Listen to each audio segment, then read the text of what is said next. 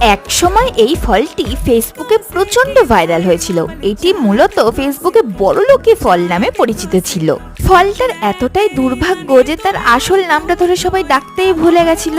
কিন্তু এখন আবার সৌভাগ্য ফিরে এসেছে, কারণ এখন সবাই একে ড্রাগন ফল নামেই ডাকে, মানে নিজের আসল নাম ধরেই ডাকে। এখন আর কেউ বড়লোকি ফল বলে ডাকে না।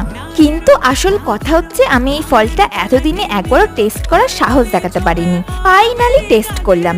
দোকানদার তো বলেছিল এটা ভেতরে লাল হবে, কারণ আমি জানতাম লালটা একটু বেটার খেতে হয় সাদার থেকে, কিন্তু ওই দোকানদার পুরকিবাজি করে দিয়েছে। যাই হোক, এটা দেখলাম বাড়ি এসে যে সাদা হলো, কিন্তু কি আর হবে, খেতে হবে। সবাই এক পিস করে টেস্ট করলো, কিন্তু আমি ওই যে ছোট ছোট পিস করলাম যাতে একটুখানি খেয়ে আগে দেখবো যে ভালো কিনা। ও মা, খেয়ে যে বিকৃত মুখটা আমি করলাম, কি যে বলবো, মানে এর কোনো টেস্ট আছে? কে খায় এত দাম দিয়ে লোকে এই ফলটা, কি জানে।